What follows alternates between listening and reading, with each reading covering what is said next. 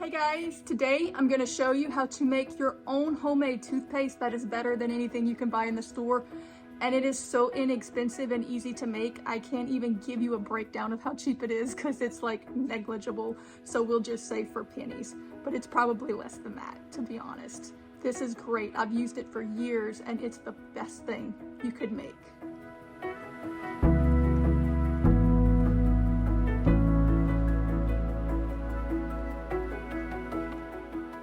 All right, this is super simple. Before I show you how to do it, I'm gonna give you a little testimonial because I have used this homemade toothpaste for years, more or less all my life because my mom made it when we were kids and I've just added a few things to it.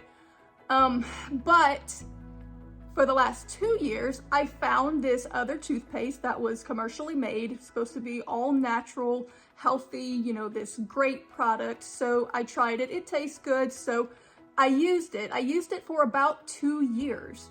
And for the first time in my life, I started to have a little bit of dental problems. Now understand that I have never had a single problem with my teeth my entire life. Not one cavity, not anything, not a single tooth pulled, no issue at all.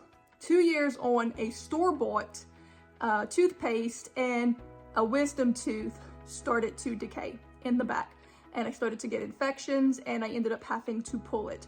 And I was having some pain and I started with another cavity and another tooth not far from it. So I said, you know what? I'm going back to my homemade toothpaste. I used it within the first use. All of the pain went away. That minor cavity that had began stopped and started remineralizing. So I will never go back again. I will use this for the rest of my life and I will never be conned into something from the store just because it might be a little easier to not have to make it yourself, which is so stupid because this is so easy. Who wouldn't do it? And all you need is 3 simple ingredients. It's going to be made, your base is going to be baking soda, which is very inexpensive. So you get you a little jar, put you some baking soda in it.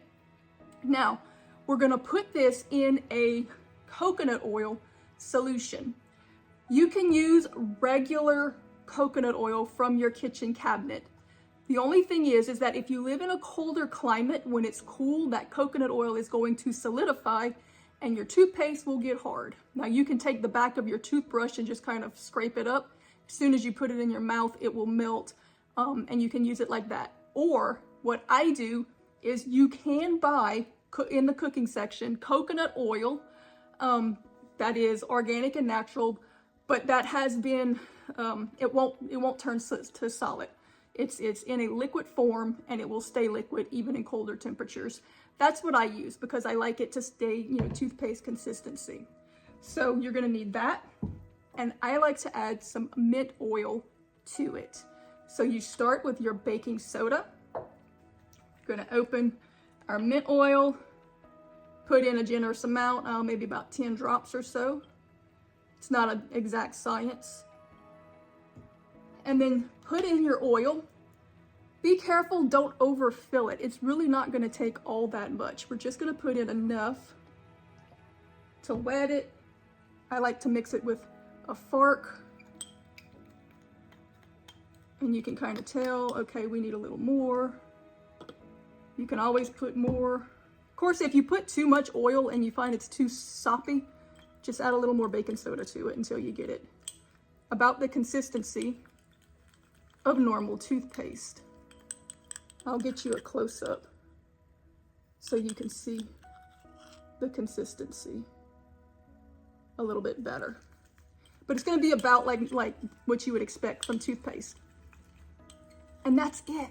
You use this. Now, let's talk about the ingredients. The baking soda, it is a sterilant. It will kill germs in your mouth. That cause bad breath and that cause tooth decay and all of that. But it's also gonna make your mouth alkaline. Tooth decay comes from acidity, from the acid that is produced from the bacteria that are in your mouth.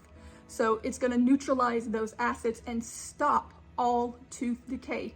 And then you can work on getting your nutrition and your calcium up to try to remineralize. Now, if half of your tooth is gone, you're not getting that back. But if you catch a tooth decay or a cavity early, you can stop it and the body will mend it and heal it. One thing that you can do that's really good for healing cavities is oil pulling, which is done with coconut oil. So when you use this toothpaste, you're gonna kill the bacteria. The mint oil is extremely antibiotic and antifungal. You're gonna kill all the bacteria and fungus in the mouth that's causing the problems.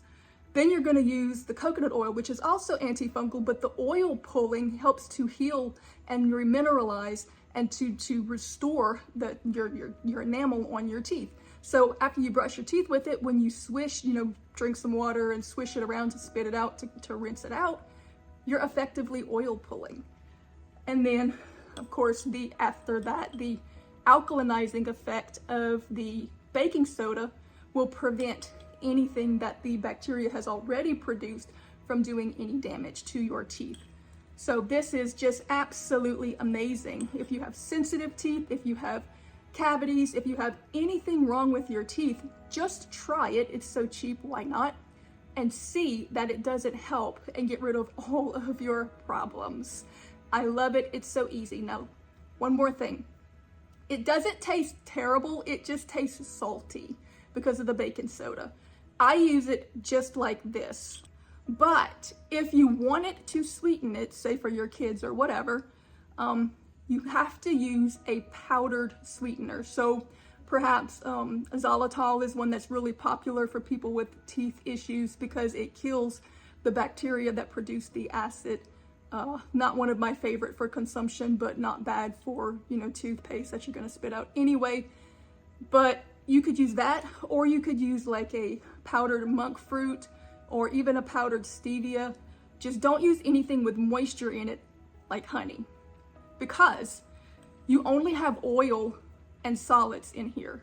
The baking soda is not actually wet, it's actually suspended in the baking soda and the mint oil. So if you put something in it that has moisture, it's gonna bind to the baking soda and wet it, and it's gonna separate from your oil, and it's gonna get just weird and messy.